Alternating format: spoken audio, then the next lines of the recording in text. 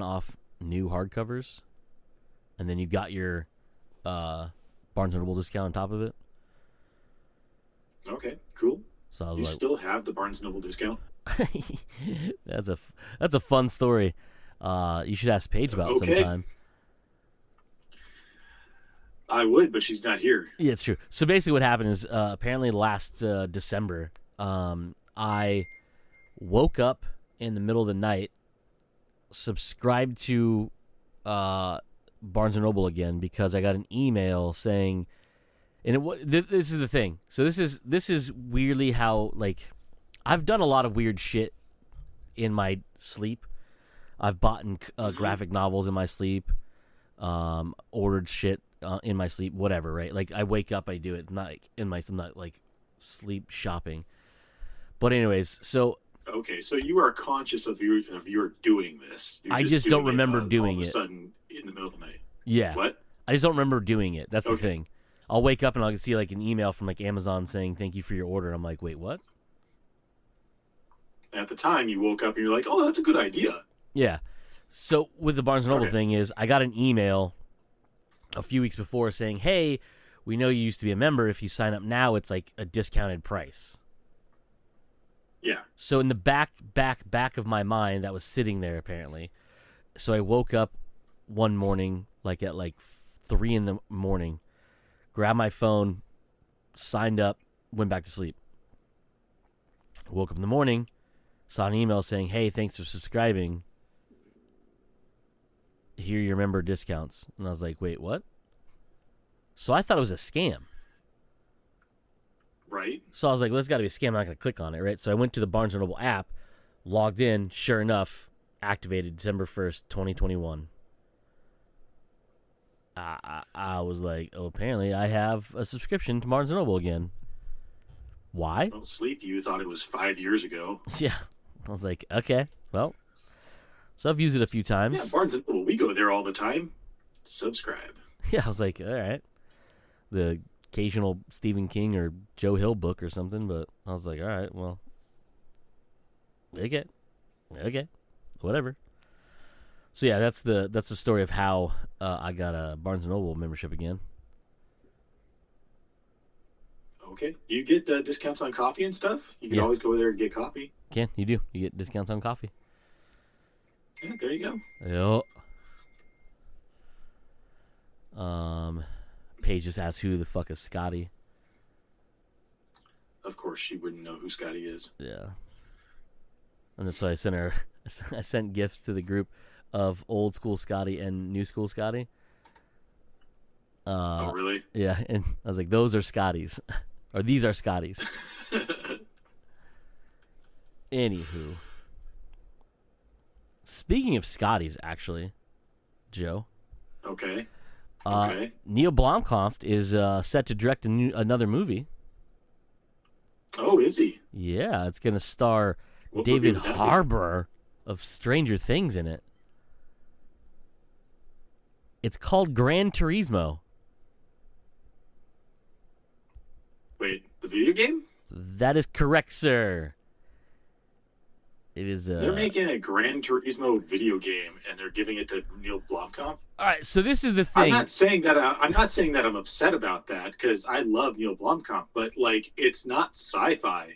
It's not action adventure. It's basically Fast and the Furious without the Furious So part. yeah, so basically it's weird because the article. So this is from Slash Film, is where I saw the article, but it's originally from Hollywood Reporter, I guess. So this is what's strange about it. So the article says Neil Blomkamp to direct David Harbour and Gran Turismo video game adaptation. That's not actually true. Okay. So the actual story of the movie is about a kid. It's based on a real life story where this kid basically Okay. won, like he played Gran Turismo, won a bunch of tournaments, and became a professional driver. Okay. And so David Harbour plays an old retired driver who teaches this kid how to drive to get him like basically better at driving. So that's that he wins tournaments. how is this still directed by Neil Blomkamp? I don't know, and it made me mad Like because I this was just like, sounds like something that you could throw any other director at. This would be like one of those, I'm aiming for an Oscar or whatever, you know, award that you're aiming for type thing. This doesn't seem like a action adventure sci-fi romp type thing. Am I wrong? Like, does this not just seem like something he just hasn't? Maybe he's trying to branch out into new stuff, because as much as I love the sci-fi stuff that he does, it hasn't really necessarily worked out for him the past couple films. So maybe he is branching out to new stuff, but it just doesn't feel like a Neil Blomkamp movie. yeah, it's a very And he's bizarre. directing it. He's not like producing it, right? No, it says he's set to direct it. All right. Yeah, it's very bizarre. Like I said, the article is very misleading because it says a video game adaptation, but it's not a video game adaptation. It's literally a real life story that he's just. It's a biopic, I guess you could almost say, about this kid whose name is. He's a British kid, Jan Martinborough, I guess is how you pronounce that. He's a British professional race driver. I've actually heard of this guy. Yeah, so basically he's an actual real person, professional race car driver from Britain, or he's British. I don't know if he's from Britain, but he's British. So, basically, competing in the Japanese Super GT series, he came to prominence in 2011 when he became the third and youngest winner of the reality competition series GT Academy, besting over 90,000 competitors. So that's what it is. I mean, definitely good on him. Yeah, you're right. The title is very misleading, because you can't, like, there's no story in the game itself. It's just a racing game. That's all it is. It's a racing simulator. So to say that you're making a video game adaptation, it would just be a racing movie. Yeah. Like, all you're doing is racing. There's no other subplot or anything. So yeah, so it's misleading. It's more of a biopic that happens to have Gran Turismo in it. Yeah. Whatever. Yeah, so I thought that was very, very interesting and a little upsetting. I was like, oh, because originally when I saw it, I didn't pay attention to Gran Turismo part. I saw a video game adaptation. I was like, what is this? And I clicked on it. I was like, wait, Gran Turismo? Isn't that the fucking just racing simulator? What the hell? Yeah, so I was like, all right, well, I don't really care too much about that other than Neil's doing it, so, I'll check it out. Oh, definitely. Want some aliens and stuff to appear, like, in the second half, and that just ends up being what it is. It's suddenly an alien invasion movie. He's like, gotcha all, motherfuckers. Gotcha. Yeah, so, Haha. All right. What in the hell? So I really only had one thing for this week. Where is it? There it is. Nintendo Direct was this past week, apparently. I didn't watch any of it, honestly, because I didn't know it was this week. But the one thing that I did take away from it is that they did confirm Breath of the Wild 2. Yep. Its actual name and its release date, and they released a trailer for it. Release window. What was that? Release window. Doesn't release actually window? Yeah, it doesn't have a date. Window? Yeah, it's basically the beginning of 2023 or whatever it was. I don't think it actually gave it a date, right? I thought it did, but maybe you're right. Like, it was a couple days ago that I read this article. Yeah. Go on. No, yeah, it says it's coming May 13th, 2023. Oh, did it actually give a date? Oh, okay. Yeah, this is come from Kotaku. Legend of Zelda Breath of the Wild 2 gets a totally different name, release date, and trailer. I still have yet to finish the first one. I don't even know how far I'm into it. Maybe like a couple of hours into it. I've beaten 2 of the beasts, the whatever they're called, and I have 2 more to beat. So I know that there was a little bit, I would say controversy, but it's not really actually controversy. But there was the reason why Nintendo held off on naming the new game for the longest time is because apparently they said that it would spoil the plot of the game. But reading it, like, I still have no idea. At least, like I said, I haven't finished the first game, but it seems like other people are just like, okay, and that was supposed to spoil it. How? So the title of the new Breath of the Wild 2 is actually The Legend of Zelda: Tears of the Kingdom. That I have no idea what that would spoil. Yeah, Have you finished that? Have you played the game and finished it? Yeah, I don't know why. I don't know why that would be a spoiler.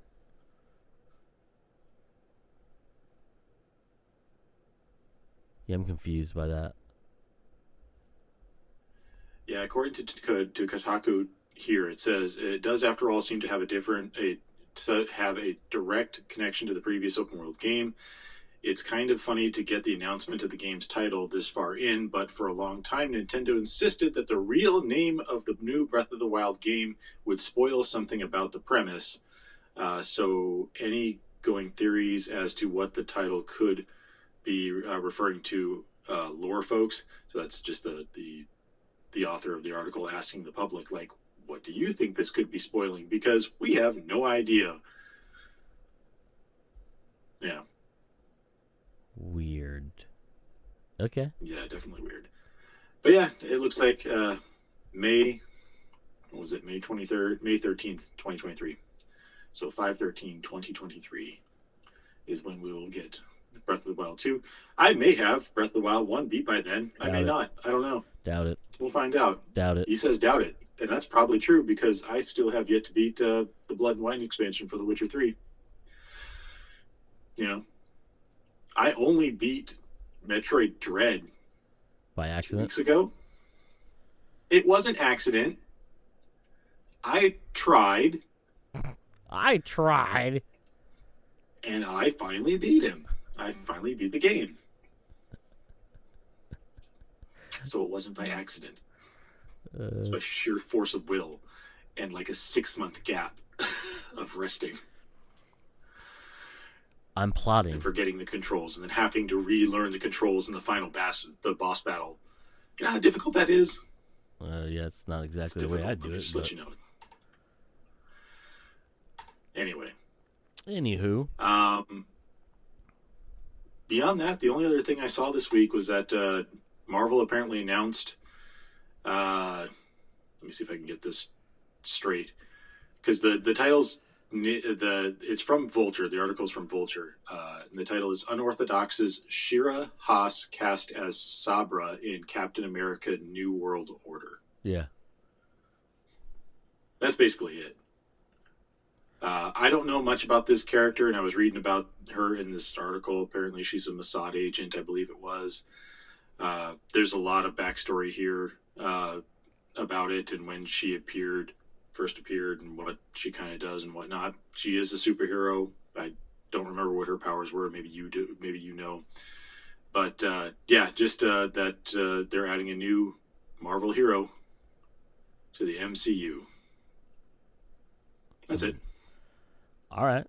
I really have nothing much else to say about that. All right. All right, he says. Well, I mean, we didn't really talk about any of the Disney or the D23 stuff, right? No, we didn't. There's a lot of stuff that came out of D23. And I believe that comes from it. I don't know if it was around the same time, if it was announced fully there, because there was so much going on and I was at work the entire time, so I didn't really get a chance to see all of it. But I know we talked a little bit about it when we were in real life together the other day. But yeah, they announced a lot of stuff at D23. For the people who don't know what D23 is, it's the, I want to say yearly at this point, thing that Disney does where they bring all their properties and announce new stuff or expand on stuff we already know about, solidify rumors, or deny or disprove rumors, I guess. And we won't go over all of it because there's way too much, even for like the hour-ish we record. But the big stuff that has to do with us, I guess, would be the thing. There's all the stuff we like because it's all Disney, Marvel, and Star Wars stuff. But the big ones are things like they kind of give us more information on some of the upcoming Marvel or MCU stuff with like the Thunderbolts announcement, which we already knew it was coming. We just now know who's going to be in it for the most part, and who they're giving us as the Thunderbolts when the movie first launches, which I think is going to change by the end of the movie, if you'd ask me, because some of those people that are like heroes. But there's like that. I mean, there's like they announced a bunch of Pixar stuff, a bunch of Disney stuff. Confirmed that the director for Fantastic Four is the director from WandaVision. Matt Shankman, I think is how you pronounce it. They gave us a teaser trailer for Marvel's Werewolf at Night, or Werewolf by Night, which looks to be a period horror comedy in a way. Looks very like meant to be very like, I don't want to say campy, but like it looks like it was made like in the 50s. Type thing. I don't know if you watched the trailer or not, Joe. Doesn't sound like you did. I didn't watch any of the trailers. So there's that coming out. That'll be out in October something or other. Right? Am I correct about that? Hold, please. We got a trailer for A Secret Invasion starring Nick Fury and Maria Hill and a bunch of other stuff. October 7th is when Werewolf by Night will hit Disney Plus. Okay. So that's pretty cool. And of course, Werewolf by Night, for who doesn't know, is the comic book that debuted Moon Knight for the first time. That's why it's relevant, but also it's Halloween season, so might as well do something that's scary. Because we all know Disney doesn't really do scary. They just do like spooky stuff. Yes. So, like, that's the idea of this, I'm guessing. It looks pretty fun. It looks pretty ridiculous. And it's got, like, vampires in it and all sorts of fun stuff. Cool. What else? What other big ones are on there? I know they talked about Indiana Jones. Yep. There. Now, I think they even showed a clip, didn't they? They did. They didn't show us Obviously, a clip, but they showed the audience a clip. The audience, yeah, there. Harrison Ford made an appearance, which I don't think he has ever done before at any other D23. He might have done it for Star Wars. Maybe. I can't remember or not. It does sound like something Harrison Ford-y, though, where he's like, Yeah, he doesn't really like to do public appearances. Yeah. I don't blame him. I don't either. People are fucking terrible. But Mandalorian Season 3 trailer. Let us know it won't be out till next year. Cool. Yup. I'm looking through stuff here, and it looks like they announced a bunch of stuff coming to the actual parks. Yeah, they did a park announcement stuff, yeah. Some weird stuff, too. Like one bullet point here is that the Hatbox Ghost, a Haunted Mansion icon at Disneyland, will come to Magic Kingdom's Haunted Mansion next year. And that's just like, wait, he wasn't there to begin with? That's a weird omission. So he is not actually featured in the ride, which is obviously weird to think because we have him at Disneyland, which came first. But right. Speaking of Haunted Mansion, they did announce the Haunted Mansion movie. Okay. And the Hatbox Ghost will be in it, and that's why they think they're doing it that way. To put him on both parts. It makes sense if he's going to be probably a big part of the actual. Because it seems like it seems like he became a big part of the actually Disneyland uh, ride, and I guess when they probably built the one over in Disney World, they were just like, yeah, he's not that, he's not that big of a thing, so we can omit it. Maybe, I don't know. Uh, but it's just weird to think that he didn't make the transition, because you would think that they would do like a 1-for-1 transition over to the one in Disney World. Obviously, we talked about the Tower of Terror is different over in Disney World, but it's still like relatively the same ride. Yeah, I don't know, and still exists, which is different than Disneyland. Yeah, yeah, right. Let's see, what else was there in this? Oh, this by the thing way, here? the Haunted Mansion movie is gonna have a lot of people in it, but Jared Leto actually plays the Hatbox Ghost in it. Apparently. Oh, really? Yep. I don't know how I feel about that. Well, if you've seen Morbius, you'll feel the same way. Yeah, like I like Leto in some stuff. I think he did pretty well in like Blade Runner. And off the top of my head right now, I can't think of any other movies that he's been in. He's a good singer, It's true. but He's a his good antics are actor. just getting tiresome. Yeah, he's a really good actor, is he but gonna like sever his own head and just like walk around like that so that he could be in character the whole time? I mean, maybe Be weird. it would be weird, but who knows? Um, yeah, a lot of. I mean, there's so much stuff really that they talked about.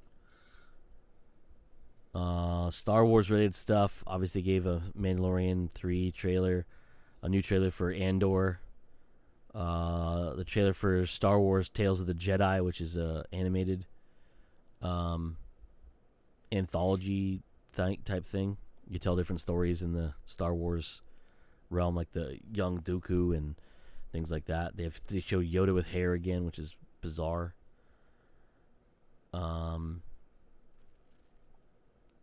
Get some updates on the Ahsoka show. Updates on Skeleton Crew. I think that was about it, though. Really, for Star Wars wise.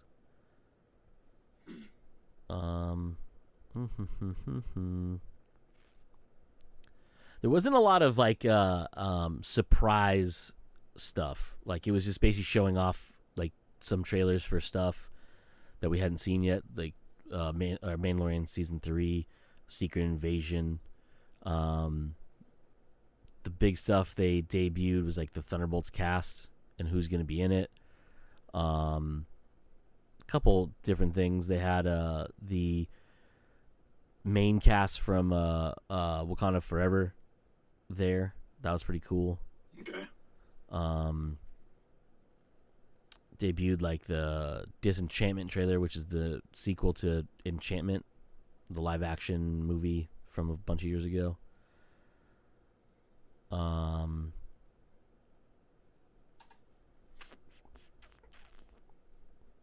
Talked about a couple games that don't really make sense to me. Announced like things like Peter Pan and Wendy, which is like a newish telling of the I guess. I don't know. Yeah, it's very bizarre. Okay. Like if Another you read live action movie, or it's a live action movie. Yeah, if you read the description, it sounds just like the movie Peter Pan, but it sounds like it might be a little different. You know what I mean? Like they're expanding on the story or something. We got the Little Mermaid trailer. Forgot that was they showed that off. We got to see it. Everybody, not just people there. That was pretty cool. Mufasa, which is a prequel to Lion King, was announced. Let's see what else.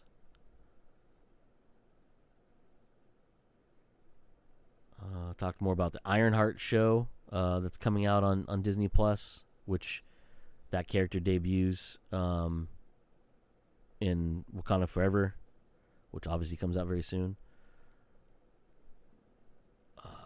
More details on Daredevil Born Again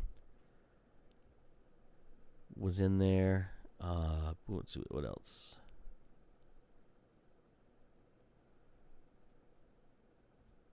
Santa Claus's new show on or mini series or something on Disney Plus with Tim Allen returning, where he's basically retiring, so he's auditioning people for the new Santa Claus role, which I don't know if that actually how that works, but sure. A dope ass Willow trailer. If you didn't watch that, which you probably didn't because you didn't watch any of them. Because you post this shit like in the middle of the day and I'm at work. I know I do, Joe. That's when it comes out. And I know that I can watch it later. Oh my God, mute. Jesus Christ. Well, what did we? I forgot that they announced a National Treasure series. And the new trailer for it came out. Because of course I have to watch that series. Of course you do. It's going to be one of the greatest series ever. I'm just calling it right now. Doubt that highly. Nope. Greatest series ever. One of. Hey, speaking of greatest series ever, I'm not watching not to get Librarian. off the Disney train. What? I'm not watching Librarians. No, okay. That's one of the other ones. Oh, gotcha. It's probably because I don't watch network television, which is why this is a surprise to me. Okay. But it literally comes out, I think, in a couple of days or next week or something like that. A new Quantum Leap. Did you see that? Yeah. Yes, I did. I kind of want to watch it, but I have low expectations for it. Did you watch the trailer? I watched a little bit of the trailer with the sound off. I was on break, so I didn't get really to watch a lot of it. No. Okay. But it's something I it would be cool. You know, with this day and age and all the visual effects that you can do. But I don't know what to think of it. What do you think? I'm iffy on it. I loved Quantum Leap. We've talked about this before. Exactly. I don't know if I want them to make this show. The reason the trailer looks weird to me is because I don't know, because it feels like and this sounds dumb. It feels like Quantum Leap, but doesn't feel like Quantum Leap for some reason. If you watch the trailer, like, you'll see what I mean. It just it has that, but like the one I guess the part that threw me off the most is he in the trailer he quantum leaps into like real people, and it's his name is the football player's name is spacing out of my brain. Not Dan Marino, the other one, the one from Denver. Joe Montana? Is it Joe Montana? Yeah, I think it's Joe Montana. From where? Is he not Denver? Is it who Joe Montana played for? 49ers? Yeah, that's who it was. It was Joe Montana. Yeah, that's Joe Montana. He literally leaps into Joe Montana. And I don't know why. Oh, I didn't see that. I saw, I think, an astronaut and one other person, and that was it. Yeah, it's so that I think that's what threw me off is like he showed up as he leaped into a real human, a real life person. Right, because the original concept, at least that I can remember of Quantum Leap, was that it wasn't like big things that he was leaping into. It was smaller things that he was leaping into and affecting smaller things on a smaller scale that could affect things on a bigger scale type thing. Yeah. So you never saw him leap into like a president or like an important sports figure or something. It was always somebody smaller in the grand scheme of things than that.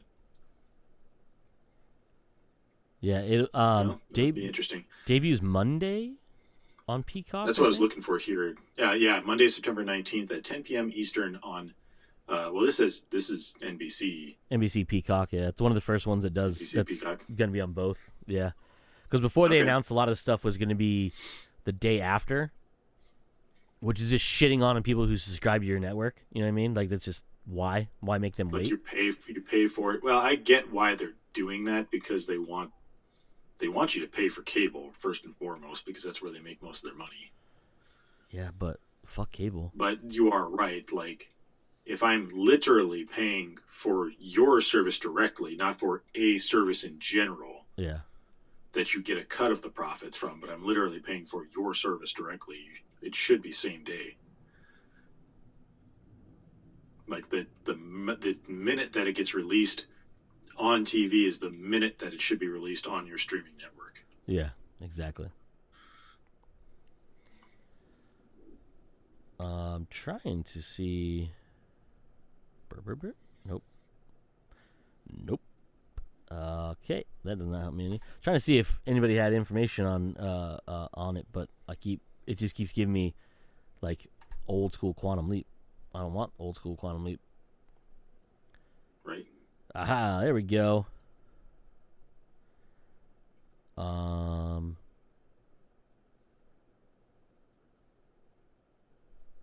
don't remember if they said if he has a partner. Yeah, right, Naomi Addison. Because he's not Sam Beckett. He's Dr. Ben Song, I think is how you pronounce his name. But played by Raymond Lee. Yep. I'm trying to see if there's an Al. Was his name Al? Yeah. Al was his friend. Yeah. That's in the future. Played by Dean So this is Stockwell. weird. This is I guess a ad campaign to go along with it. According to this article, it doesn't really. Okay, so it just says that a video ad sequencing campaign on the Google-owned video site, which that's all. What Google-owned video site? YouTube? Oh yeah. Okay, so there it is. Network turned to YouTube to drum up interest in the series. A video ad sequencing campaign on the Google-owned video site will take viewers on an immersive adventure with the lead character Dr. Ben Song, played by Raymond Lee, starting Wednesday. Viewers of each ad choose whether to hit the skip button or watch the video in full, which determines the next ad they are shown and the multiple ways Song responds. Situations the character is placed in include performing a sold-out stadium, jumping out of an airplane, and taking the field as a star athlete. The ad sequence ultimately tells viewers a connected, cohesive story based on the plot of Quantum Leap, and it reminds them about the series premiere. So it's like a choose-your-own-adventure Quantum Leap in ad form on YouTube. I haven't run into this yet. Neither have I. I guess it just started yesterday, so... Oh, well, that's probably why I haven't run into it. Yeah. That's interesting. That's a weird way of doing things, especially if you're playing it in ads. Oh. So his partner is a woman. I know, I'm watching the trailer again. Like I said, I haven't watched this full trailer. And so his partner is a woman. Oh, well, female looking-ish person. Because she just got run through and she hologrammed out for a second. What was the name of the computer? Ziggy? Something like that. Had that little weird little glowy brick thing. Yeah. Something like that, if not that exactly, because that sounds right. Oh, it's his wife.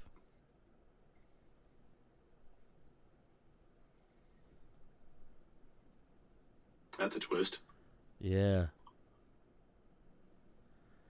I read this thing where originally, the original story of Quantum Leap, Sam was going to be, or Al was going to be dead when Sam got back. So his consciousness was living in the computer that was running the leap. To be honest with you, that makes sense because of the way it felt. Yeah. It never felt like, obviously he was a hologram that only Sam can see, but to the outside viewer like me, he never felt real. It felt like a computer program. So it would have been, goddamn, that would have been an even more depressing Right? ending to things than the way they actually ended it. To find out that Al is dead, and then Sam just keeps leaping forever. Yeah. It's like, well, the machine's broke. Yeah. It is weird, They though. spell his name wrong still. It is weird, though, that Wikipedia has a very bizarre... Ziggy was the name of the computer, yeah. Self-aware artificial intelligence parallel hybrid computer, which is what Ziggy was. Albert Al Konovici, USN, played by Dean Stockwell. But it says under the revival, which is... This is the first sentence of it. In January 2022, NBC greenlit a pilot episode of a Quantum Leap 6th season revival. Wait, a continuation? Yeah, so I'm confused. I need to watch this trailer with audio so I don't get sued. But if it's a continuation, that would mean that Beckett would have to come back. Holy shit, dude! It's a fucking continuation. So it's a continuation with a completely different actor? Yes, but they tie it to Ernie Hudson, who is the new director of Quantum Leap, the new leader of the Quantum Leap program, and a Vietnam veteran who Sam leaped into in the season 3 episode "The Leap Home Part 2: Vietnam." Okay. What the fuck? But how are you still explaining that it's a different person? Well, I think because in the trailer they show him go into the machine and do a leap.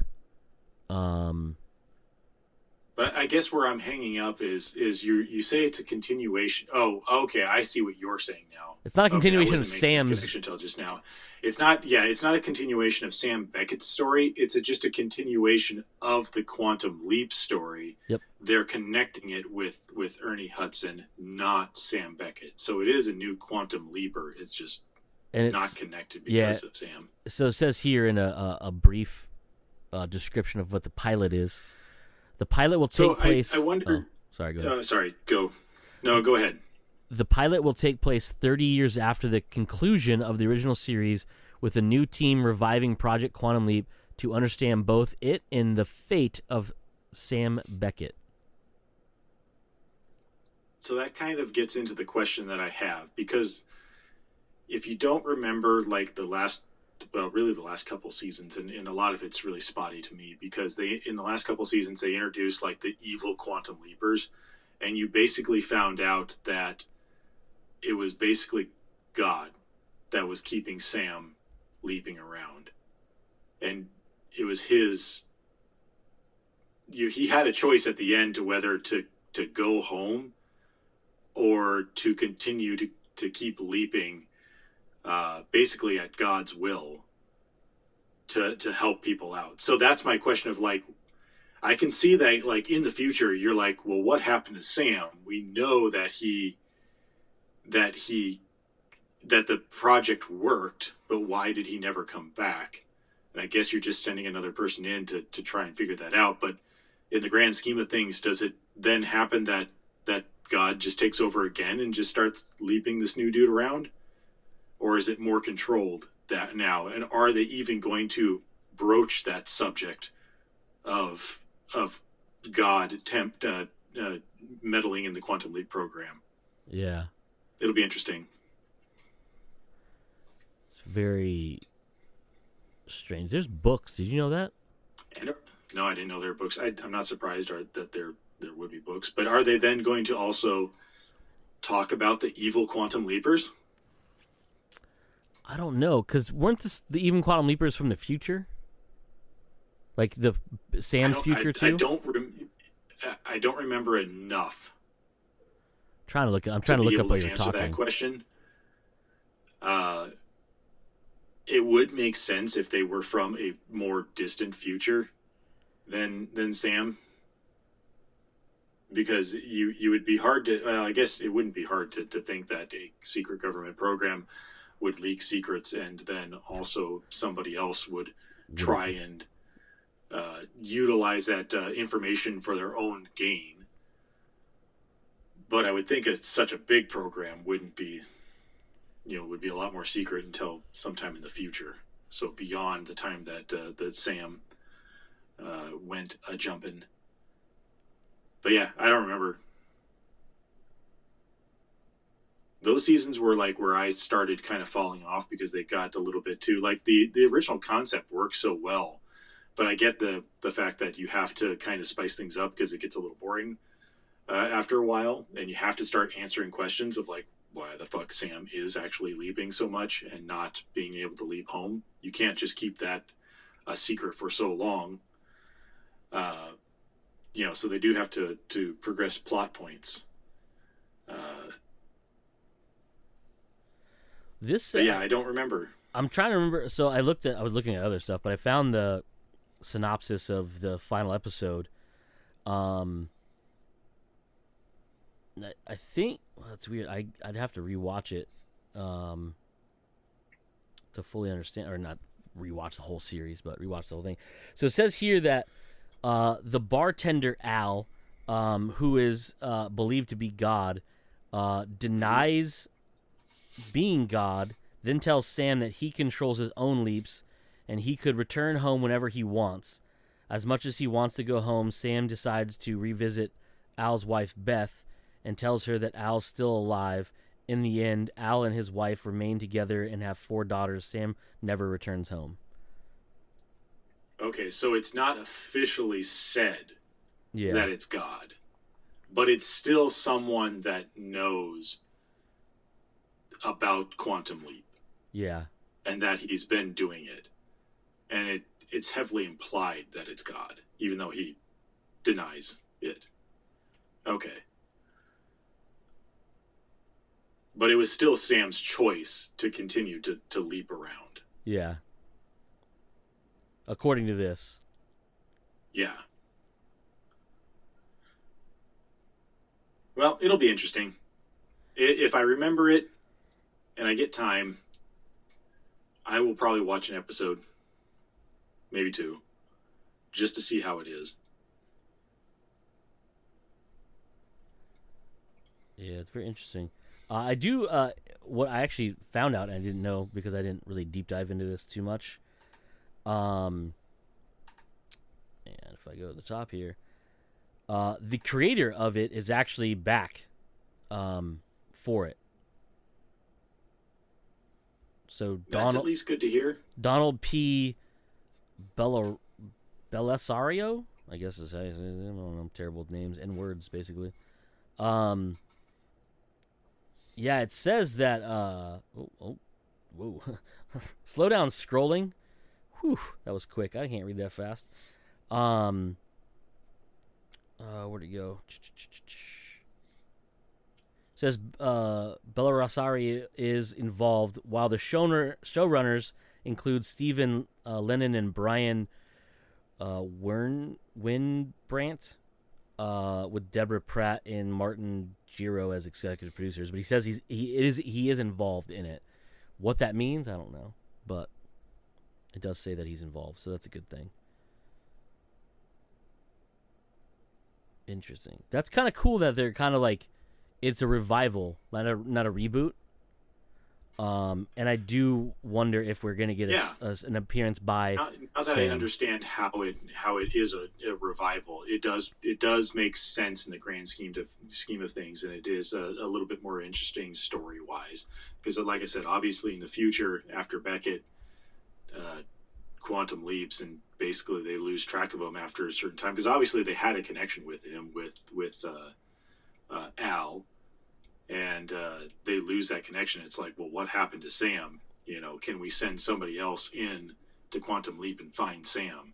And this is kind of the story of them trying to find out what happened to him. So yeah, I dig that. I dig that storyline, and I like that it's not just this was a really popular show back in the day. Let's remake it with all new people. Yeah, I like that better. Yeah, and it is cool to see that connection there with Ernie Hudson. Was he in the original? Was that him in the original episode, or is he just playing that character? That's what I was trying to find. Instead of season 3, Leap Home Violence. There we go. Okay, let's see. Stop it. You would think that'd be on his IMDb. Yeah, I was looking at. Does not list him as it. IMDb. So maybe he is just playing that character. Yeah. Oh, we're not going to search. We're not. Oh, there we go. Stupid technology. Yeah, right. Sam leaps into Herbert Magic Williams. Christopher Kirby is who plays him in this show. Oh, okay. So it isn't him, but it's the same character that it carries over. Yep. Christopher Kirby doesn't even have a link in Wikipedia to look him up. That seems weird. Might not have done much more. Yeah. A U.S. combatant swimmer in his brother's UTD SEAL platoon in the Vietnam War, where he is given another chance to keep his brother David Newsome from dying, but runs into complications from another news photographer, Maggie, and serious consequences from a close friend. Note number 1. This is Sam's first leap out of the United States. 2. Tia Carrera and Patrick Warburton also guest star. Oh, that's awesome. I love Tia Carrera back in the day. Yeah, and Patrick Warburton, dude. What the fuck?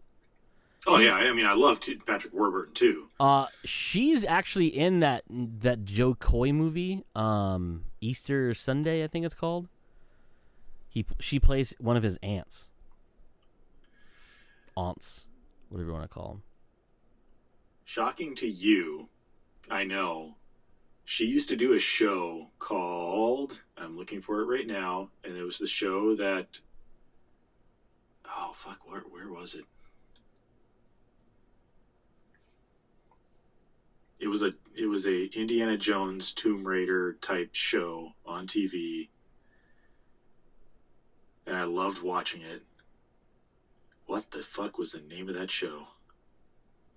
She's been in a lot of stuff that I knew.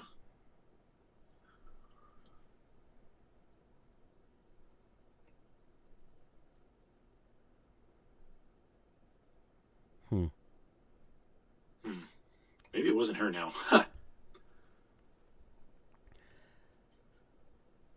I don't remember this, but season 3, episode 5, called The Boogeyman. Okay.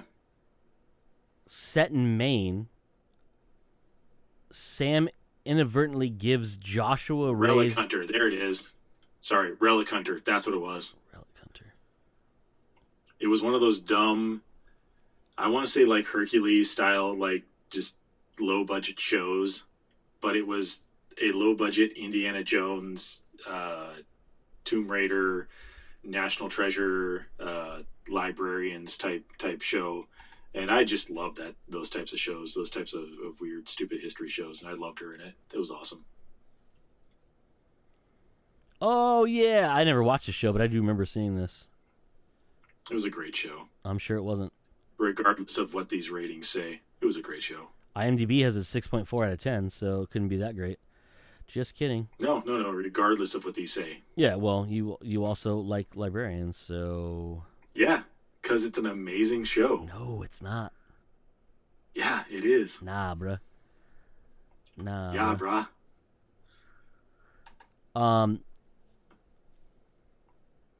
So it's weird. So is Quantum Leap available to watch on like the OG one? Is it on Peacock now? Is that what I'm trying to get at? I have no idea. I won't make Paige watch it because, well, It's a lot to watch. yeah. Oh shit, it is. I'm guessing all 5 seasons. It is. The reason I bring this up before getting cut off abruptly, it says, so I'm going to read this as best I can because, it's long.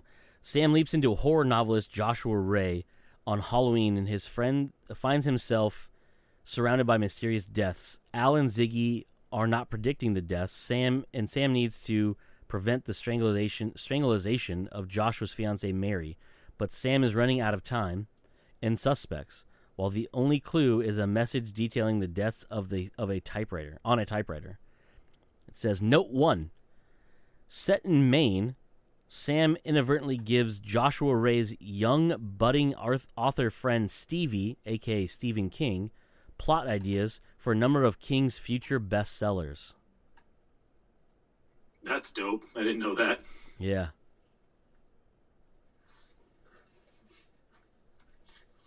And it says note number 2, the theme of an evil entity being upset that Sam is undoing its evil deeds is revisited in the season 5 story arc of The Evil Leaper, starting with Deliver Us from Evil. So that's season 5 is when they introduced the Evil Leaper. Yeah. And I was trying to find where that was. That just happened to be the same one I was looking at with young Stephen King, Stevie. I'm wondering if he's actually in it. That would be pretty cool if it was actually him from back in the day in it. You have coked out Stephen King on Quantum Leap. Right? That would be dope. But that also, again, begs the question, like, I don't know if did they ever close that storyline out of the evil Quantum Leapers? I don't remember. Like I was rambling towards the end there. Like those last couple of seasons started jumping the shark in Quantum Leap, and I don't remember really watching those seasons. In fact, I'm not even sure if I watched like the final episode until years later when it was like, oh yeah, Quantum Leap, and I would watch it like on syndication, and then finally saw the ending. So I wonder if they ever did give you a solution to that mystery of who the evil Quantum Leapers were. What the fuck? What? There's an episode, well, 2 episodes because they did lots of part 1s and part 2s. Season 5, episode 1 is called Lee Harvey Oswald Part 1, Leaping on a String. I vaguely remember this. Sam leaps into various points over a 6-year period in the life of Lee Harvey Oswald, which is crazy, in the effort to seemingly prevent him from killing President John F. Kennedy, or to find the truth about the events that day. However, the objective is made more complex by the fact that their minds are merging. Sam starts to believe he is Oswald. During his leap, he flashes out when Oswald's mind is ascendant at wife Marina Oswald, girlfriend Mariska, and his training leader Sergeant Lopez. He then attempts to defect to Russia and divulge classified U.S. military information. And then episode 2 of season 5, Lee Harvey Oswald Part 2, Leap to Judgment, after Sam is forced to attempt suicide to maintain history. What? That's bonkers to think about. That is bonkers. Like, I don't remember that. Yeah, dude, that's fucking crazy.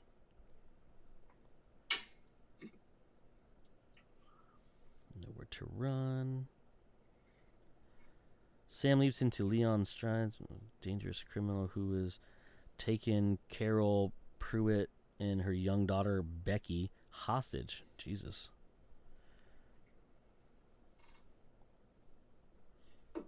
Ooh, a rare glimpse into the present-day quantum leap. Also, it wasn't Quantum Leap the future Quantum Leap, wasn't that set in 1999 or something like that? I honestly don't remember I think it was. where any of that falls.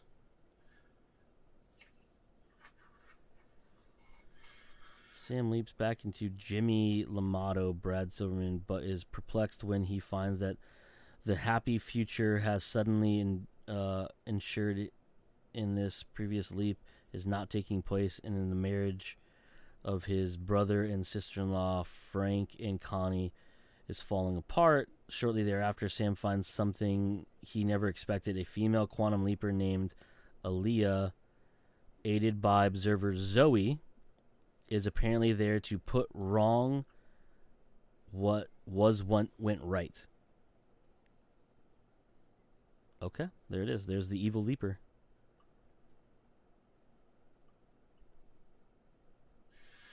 Oh, thank God. For 2 seconds, there was an episode, right after that, there's an episode called Trilogy Part 1, One Little Heart.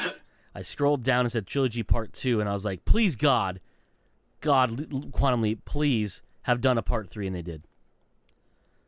Okay. I was like, don't. They just leave it at Trilogy Part 2, and that's it. They never explain it again. Those you motherfuckers, don't do that shit to me. Now I have an idea for a TV series that it's going to have 3-part series, but it's never going to have the third part. You monster. Like, it's just going to constantly be... I'm not sure I understand. I'm not sure I understand either. I'm not sure what I understand, what I don't understand. There is one thing I do understand, though. What's that?